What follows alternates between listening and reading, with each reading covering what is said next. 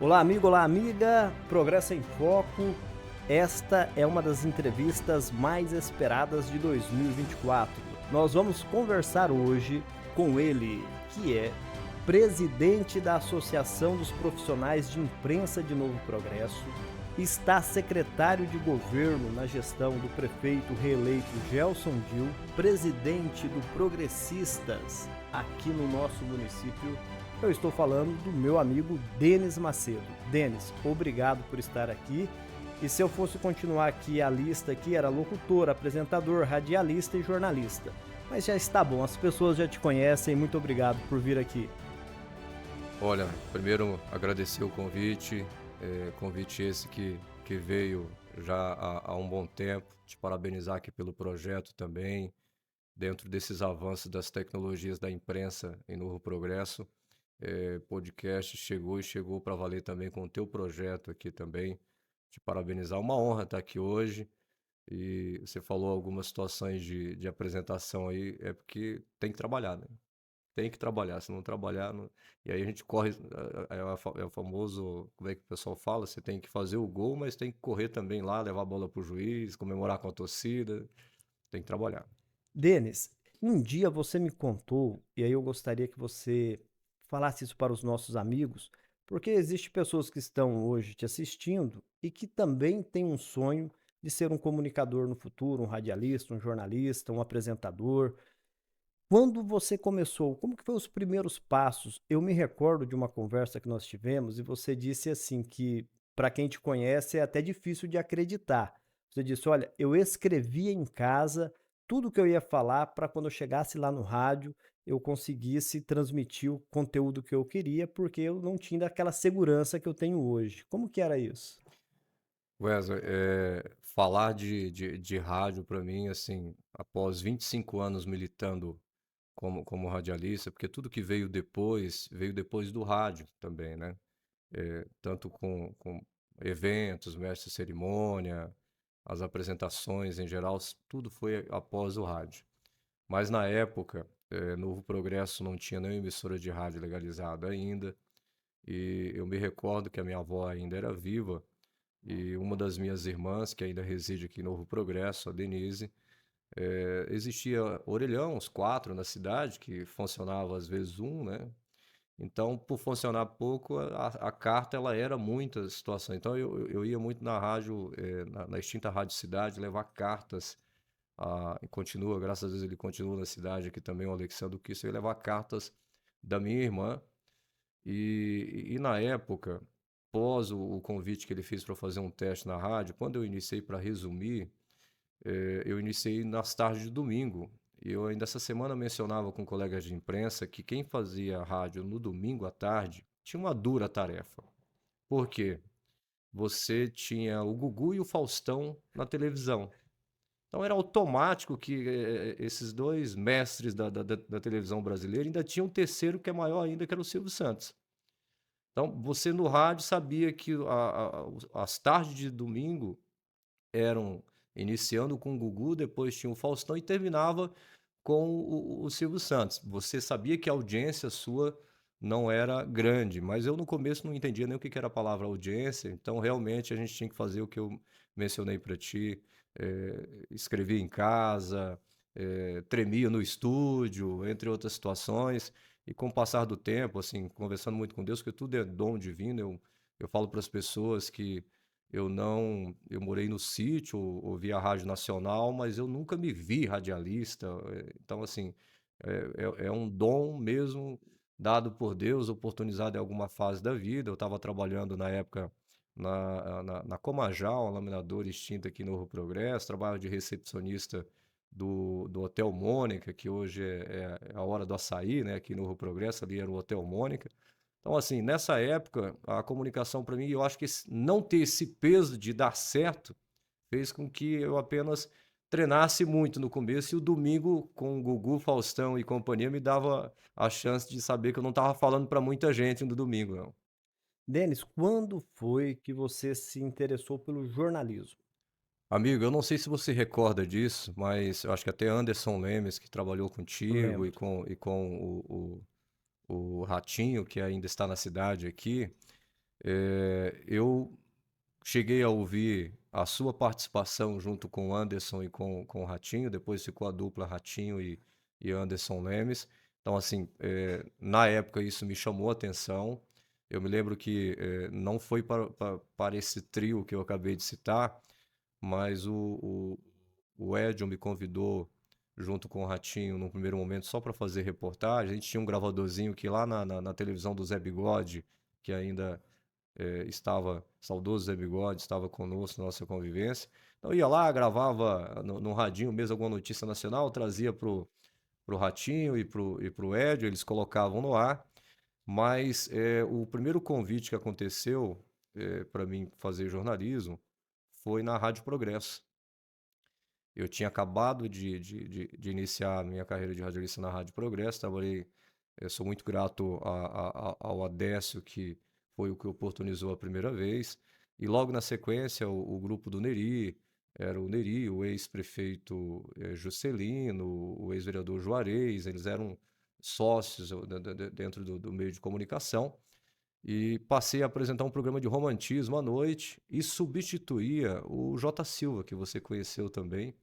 E o Jota quis o destino na minha vida jornalística. Ele gostava muito de pescar durante a semana também, viu? Meu amigo deve estar, provavelmente vai ver também esse programa.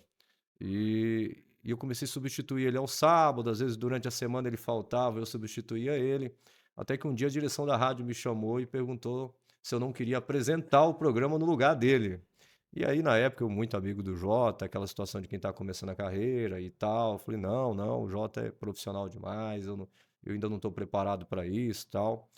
Mas aconteceu que o Jota foi se desligando aos poucos da rádio e eles me deram a chance de oportunizar a apresentar o jornal da Rádio Progresso. E a partir daí iniciou essa história com o jornalismo, que eu particularmente hoje digo que dentro daquilo que já fiz na comunicação, o jornalismo, apesar que o jornalismo é desafioso demais em cidades do porte do Novo Progresso, você tem uma série de situações, você acompanhou passagens minhas desde ameaças, entre outras coisas, é muito desafioso isso, mas eu amo o jornalismo.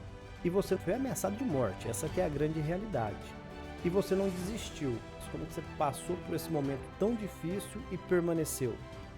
Tem uma frase da minha avó em vida, quando me avisaram, eu ainda estava no meu último ano de escola, João Carlos Batista, e aí uma senhora saiu de um determinado local de Novo Progresso, eu não vou citar aqui, e foi até onde eu estava morando e me avisou. Falou, olha, segunda-feira deverá acontecer algo contigo na saída da escola, em tal situação na época.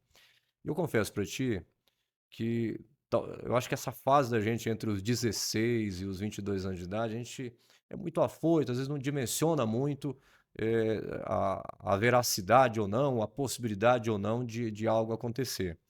E na época eu me recordo que, depois de comunicar a direção da rádio, pessoas que nem você tomaram conhecimento, entre outras pessoas, eu conversei com a minha avó, porque ela falava muito de que tinha conversado com Deus para que desse um dom, porque ela criou o neto dela que tinha que ter uma profissão tal, e assim, como eu tive uma fase minha mais direcionada, que eu também cito com muito orgulho, de trabalhar em serraria, de trabalhar em outras situações, mas ela tinha dentro dela tinha um chamado, eu acho que divino, de que a comunicação era talvez aonde eu deveria mesmo desempenhar a minha profissão, se tornar a profissão. E na época eu contei para ela a situação e ela disse assim para mim: meu filho, o mesmo Deus que te deu esse dom, e se você falou essa reportagem é porque ele queria que fosse ao ar.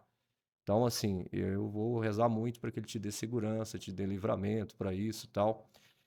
E nesse momento, eu vou te dizer que talvez eu não tenha nem dimensionado de que não, não, agora com essa palavra da minha avó eu não vou mais acontecer nada comigo e tal. Eu talvez não dimensionei isso, mas eu confesso para ti que me marcou muito, porque acabou. A única explicação que tem nessas horas é que a gente se conforta com quem realmente é o criador do universo, é o que te dá os livramentos, te dá todas as situações. Hoje eu entendo que isso tem uma coisa muito mais forte para mim do que eu entendia na época também. Mas confesso para ti, assim, se falar que foi só. Eu sei que outros colegas passaram por alguns momentos, mas o jornalismo, às vezes a gente é muito usado por pessoas que querem fazer um trampolim. E na época, eu hoje, por exemplo, com a experiência, já não aceitaria mais fazer, não a reportagem, eu faria a reportagem, mas da maneira como se conduziram na época editorial, já não faria. Porque eu sei que aquele negócio foi muito mais usado o programa que tinha muita audiência para poder tomar uma segunda decisão, e aí resultou. Mas assim, eu confesso para ti que isso não, com o passar dos anos, depois as coisas foram melhorando muito nesse sentido de como trabalhar com jornalismo também na região. E eu acho que dentro dessa área jornalística, infelizmente, né, não é só lá na década de 90 ou de 80 ou no início dos anos 2000, ainda hoje há relatos em vários municípios, no Brasil, fora do Brasil, há entidades, a gente está falando aqui, posso dizer, na figura de representante da imprensa, a nossa entidade, ela hoje, talvez se ela tivesse naquela época um mapim, o porte de respeito com um profissional de imprensa seria diferente, que sabe que é toda uma classe unida, né, nesse sentido. Então, hoje eu vejo que talvez tudo que nós passamos foi necessário para que hoje a gente tivesse uma imprensa mais forte e consolidada em Novo Progresso. A APIM, como ela surge aqui em Novo Progresso? Como que você conseguiu articular e com quem para que essa instituição pudesse estar aqui para dar esse suporte para os profissionais dessa área? Wesley, eu creio até, não me recordo se você participou de alguma das reuniões preparatórias, mas eu creio que em alguma passagem você teve, no mínimo, a ideia de dizer o porquê não criamos uma entidade, uma associação aqui. E eu trabalhava, na época, tem uma emissora de televisão que tentaram também aqui no Progresso, o SBT, né? E um dos âncoras do SBT era o José Barros. José Barros. Barros que militou muito na imprensa de Itaituba. E lá tem a API. A API eu creio que já está indo para 3 décadas de criação da API. E ele mencionou umas 2 vezes comigo, Denis, vamos organizar para criar. E eu falava para ele, olha, essa classe nossa é muito desunida. Não adianta tentar reunir não, que não vai dar certo, não vai dar certo. E ele disse, olha, vamos tentar. Vamos fazer aí uma primeira reunião. E aí, me recordo até hoje, convoquei uma reunião na Churrascaria Concórdia. E aí, na época, foram assim as principais lideranças da comunicação, estiveram lá, mas sempre com muita desconfiança, aquela coisa isso aqui não vai dar certo, estão tentando fazer, mas não vai dar certo. E o que que eu acho assim que foi o divisor de água, né, nessa articulação toda feita no começo? Claro, um colega de imprensa que já militou em um município, tinha militado no município onde tinha uma entidade, então ele já sabia a capacidade de proteção que uma entidade pode dar a um profissional de imprensa. E a partir do momento que eu tive o privilégio de ser escolhido o primeiro presidente, e assim, comecei pelo social, que eu acho que o brasileiro gosta muito do social. Então a gente se reunia numa galinha caipira, se reunia num churrasco, e aquilo foi unindo. Hoje é na casa do RJ, hoje é na casa do Wesley, hoje é na casa, como exemplos de que a coisa foi criando corpo.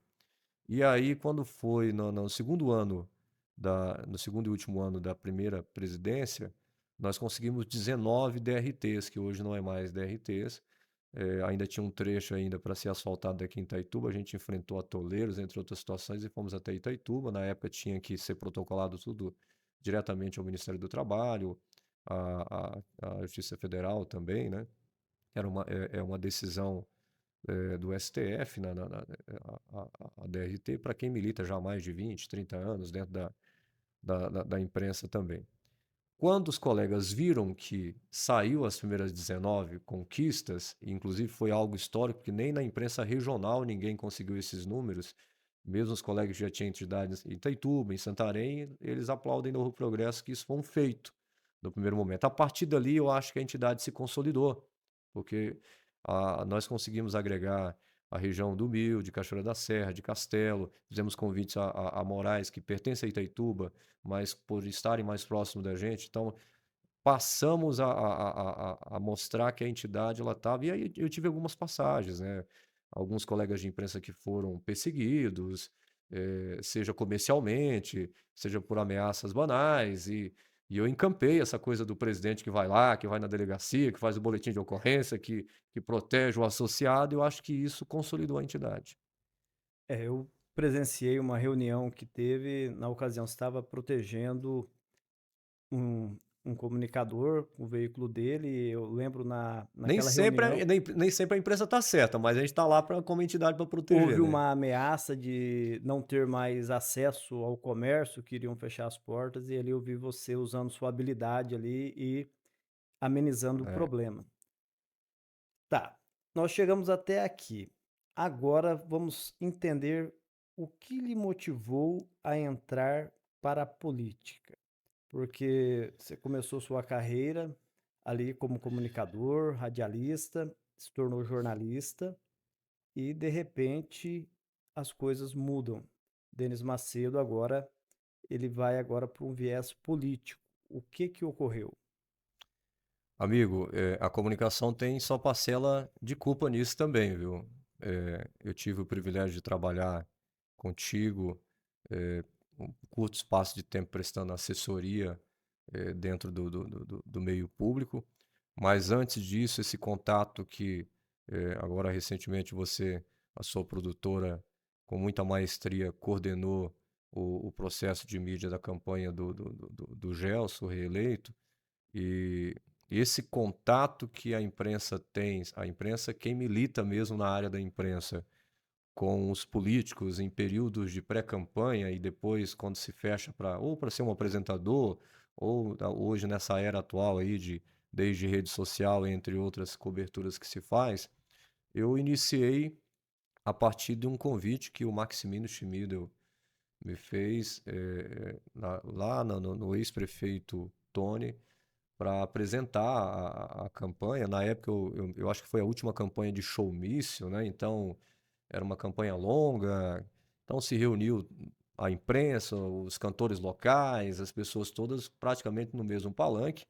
E eu vivi a minha primeira experiência ali ao lado do RJ, ao lado de outras pessoas. Você estava também na mídia, né? Na época, ao lado do Júlio, Do acho, Júlio. do Eu e o Júlio, Julinho lá trabalhando fazendo a no. parte de imagens, de produções e tal. Então, ali, a partir daquele momento, eu fui visto como, e eu também entendi que dava para se, no portfólio de comunicação, estar ganhando algo a mais como apresentador.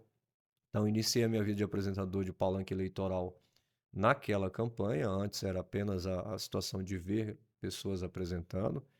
E a partir dali eu passei a ter contato com as principais forças políticas do município, até chegar eu tive um período de rádio antena, depois eu tive ainda uma apresentação da campanha em que o atual prefeito reeleito ele se elegeu vice do ex-prefeito Biraci Soares, né, o Macarrão, e nessa época eu já tinha um certo tempo de apresentador, então apresentei aquela campanha também com muito afinco.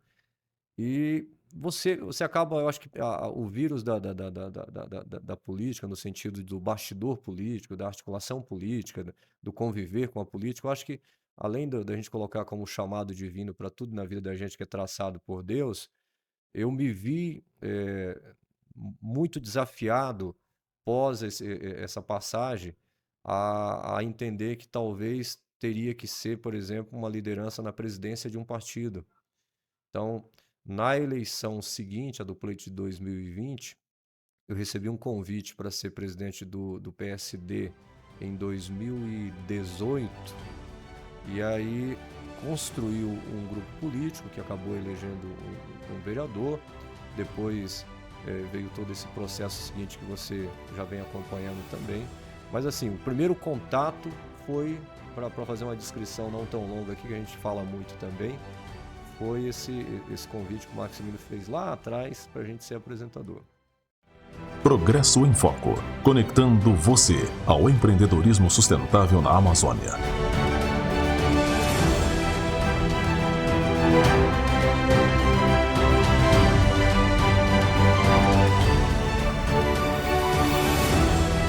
Oferecimento Laticínio Vorruaro e Odonto Company.